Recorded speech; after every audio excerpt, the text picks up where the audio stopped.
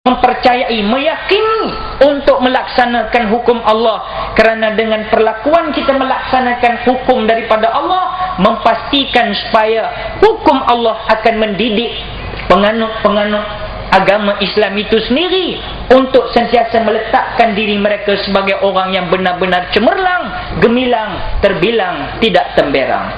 Jadi ini maksud dia apabila Parti Al-Islam Malaysia PAS mengajak kita semua bangun, sedar akan isu-isu senario semasa yang berlaku dalam negara, isu-isu yang telah dilontarkan oleh Al-Fadhil Ustaz Zul, oleh ayahanda Pesuruhjaya kita. Tujuannya apa dia kakak? Tujuan untuk mengajak kita supaya jadilah golongan orang yang ada, yang disebut selalu dalam Al-Quran wa ulil absar, orang yang ada berfikir, dan fikiran kita bukan sekadar fikiran mata kepala otak, tetapi mata basirah, mata hati kita. Kerana dengan bermula dari mata hati yang bersih itu, insya-Allah maka setiap yang pahit dalam agama rasanya begitu menjadi mudah dan lazat. Tetapi malangnya hari ini tuan-tuan dan puan, pertempuran antara yang nak bawa Islam sebenar dengan Islam ciptaan milenium yang terbaru ini akan mengakibatkan terus menerus umat Islam dalam Malaysia kita khususnya berpecah belah. Inilah yang berlaku. Sebab itu orang kata, tuan-tuan dan puan, apa ustaz nak gaduh ustaz? Pah dengan UMNO ni sama aja. Depa duk abak mai kat gula-gulu.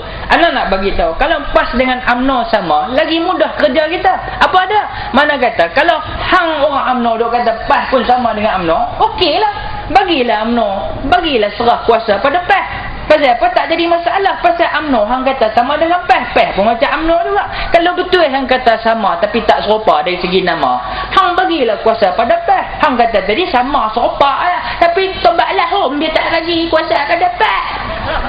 Tu yang masalah aku tak faham tu. Dia apa kata sama, tapi bila kita suruh serah kuasa kepada PAS, depa tobatlah home, depa tak nak bagi punya. Jadi apa sebenarnya yang berlaku ni tuan-tuan dan puan? Sebab itu muslimin muslimat rahimakumullah, mantan Perdana Menteri kita yang lalu, Cik Dad kita, Datuk Seri Dr. Mahathir, Tun Dr. Mahathir, berkali-kali telah menyatakan waktu dahulu bahawasanya pasti ini diwujudkan adalah untuk seolah-olah mengajar anak-anak didik orang kampung, orang taman yang di sekitarnya ada pasti dihantar anak ke situ untuk kononnya untuk belajar memaki hamun pemimpin-pemimpin negara. Mengajar anak-anak kecil yang tak tahu politik ini untuk menyatakan politik orang UMNO, pemimpin UMNO ni begitu begini, tak baik dan sebagainya. Itu tuduhan yang dituduh kepada pasti-pasti dalam negara kita suatu ketika yang dahulu. Tapi alhamdulillah, summa alhamdulillah, Allah itu maha adil tuan-tuan. Langit tidak selalunya cerah tuan-tuan bapa Allah. Kadang-kadang memanglah guruh dah bunyi berdentum kuat, kilat sabung menyabung, tapi hujan belum turun-turun lagi sampai dah. Maknanya tak tentu, itu kerja Allah. Serupa dengan hati manusia ni. Dulu Cik Dad cukup marah dengan orang PAS, tapi hari ni tuan-tuan perempuan, sedari atau tidak, kita sudah melihat kata-kata mantan Perdana Menteri Malaysia juga dah berbunyi macam PAS juga tuan-tuan perempuan. Sebab antara yang beliau kata baru-baru ni dalam ceramah beliau, dia kata kita tak perlu pada Islam yang lain, kerana Islam itu sudah cukup, tidak perlulah kepada hadarin.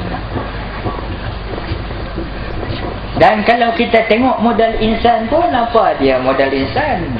Kalau ikut modal insan, saya tinggal duit hari itu pun banyak juga, tapi tak tahu duit pergi mana.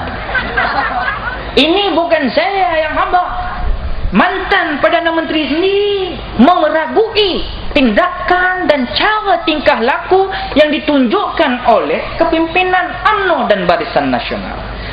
Tak cukup dengan itu, ditambah pula barah yang baru-baru timbul antara PPP bersama dengan Parti Gerakan. Kita tak nak campur soal mereka, tetapi sebagai sebuah negara yang berdaulat, kena ambil tahu juga sedikit sebanyak tuan-tuan. Alhamdulillah, di dalam PAS mustahil kalau tidak ada perkara-perkara yang berbangkit. Sudah tentulah ada pro dan kontranya, Tapi tidaklah sampai begitu tuan-tuan perempuannya. Sebab itulah PAS dizahirkan daripada kepimpinan ulama tuan-tuan. Dan kita sudah sedia maklum, kita berada di zon akhir zaman. Kita berada di zon yang Rasulullah bersabda, sayakunu fi akhir zaman khasafun wa qadhafun wa maskhun idza zaharatil ma'azif wal qinat wastuhillatil khamr. Sadaqa Rasulullah sallallahu alaihi wasallam atau kama qala rawahu Tabrani, yang bermaksud Nabi habaq mai pada kita, nanti pada akhir zaman akan jadi gempa bumi dan penyakit kolera.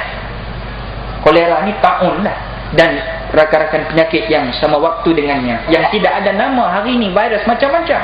Dan perubahan-perubahan ini kata Nabi terjadi apabila pertama muzik, kedua bidu-wanita telah bermaharajalela dalam kehidupan umat manusia, dan minuman keras telah diperhalalkan. Tuan-tuan, setiap hari buka televisyen tuan-tuan, sat-sat Pulau Maluku meletup, sat-sat di bawah dasar bumi di perairan Sumatera bergegar. Sampai 21 hari bulan yang lalu tahun lepas ke apa, bergegar di Pulau Maluku tu sampai terasa di Sabah. Waktu tu juara lagu 2006 ke, tengah tayang dekat televisyen, keluar kat bawah tu, ancaman tsunami pada selatan Sabah. Orang Tawau hantar SMS pada jemaah kita di sana, hantar, ustaz, kami tak jadi tengok juara lagu bah, kami lari ke masjid bah, kami lari ke bukit-bukit bah. Mengapa lari ke bukit? Ya ustaz, tsunami, tak nampak ke di bawah tu ada tulis tengah juara lagu tu, tengah Adibah Nur menyanyi lagu Terlalu Istimewa tu. Rupa-rupanya orang di belah sana tu, kita syok duduk depan televisyen. Hak Nur di sana tu semua cabut, tinggal televisyen, plasma ke, biskut kering punya TV ke, hak gedabak ke, semua tinggal, lari masuk masjid, masuk tinggi ke bukit-bukit, mencari bukit-bukit tinggi. Dan yang paling pelik, bila sampai dalam masjid, ramailah macam-macam spesies hidup ada masuk dalam tu. Tuan-tuan tahu apa berlaku? Dah sampai ni tengah kelam kelibut, takut. Dalah bila mereka bertemu antara satu sama lain, apa mereka kata? Siapa menang juara lagu malam ni dah? Makna kata, hiburan ni hampa tak boleh pisah lah, kan? Cuma hiburan lagu mana? Tu kita sembang sat lagi. Yang penting, ibu bapa muslimin muslimat rahimakumullah, saya nak habaq mai tuan-tuan, pasti ni sebenarnya lebih kurang pesantren kalau di Indonesia. Tadi Ustaz Zulkarnain ada sebut masa saya di Indonesia. Cuma kalau pesantren di Indonesia ni masih mengekalkan ciri-ciri gebok kambingnya, kandang kambing, macam kandang kambing, tempat budak pelajar-pelajar duduk di situ makan rebung lah, apa nama rebung jangan lagi, mandi air sungai Singgolot, air yang rasanya payau. Sebab air itu ada air apa nama dipanggil belerang. Kita rasa benda ini. Dan saya nak bagi tahu para hadirin hadirat Allah, walaupun tidak sebagaimana pesantren di Indonesia, tapi hakikatnya sama je. Pasti ini lebih kurang pondok juga. Cuma bezanya kita bermula sedari awal. Sebab ingat, 0 hingga 13 tahun ini ibu bapa rahimakumullah, di sinilah bermula cerita hidup kita. Sebab itu alhamdulillah Nabi sendiri mengajar kepada kita umat Islam, didik anak-anak kita. 7 hari start bubuh nama baik-baik. Ni nama pun kadang-kadang Masya Allah. Nama kena bubuh elok-elok. Ini bubuh nama eksotika romantika. Cari ada. Makna dia dalam bahasa sains, eksotika tu maknanya buah betik. Romantika tu daripada perkataan Latin. Makna romantika tu romantik. Jadi hampa bayang masuk di akhirat, dia panggil, Allah Ta'ala panggil nama kawan ni, eksotika romantika, buah betik yang romantik. Hampa gila. Tak ada kerja lain buah nama anak lah tu. Jadi macam-macam nama ada, dia bubuh nama tu. Buah nama anak Samdul lah, macam-macam. Ya buhlah nama berjenis sikit, insya-Allah taala minal aminin. Ya, kerana itu nama yang akan dipanggil. So benda ini jadi sebab itu anak-anak dipasti. Cuba tuan-tuan puan-puan, kawan-kawan kita orang UMNO, cuba pi jengok-jengok pasti tak? Cuba tengok list nama murid pelajar-pelajar pasti. Masya-Allah, nama-nama cukup hebat. Ada yang namanya Abu Hanifah, ada yang namanya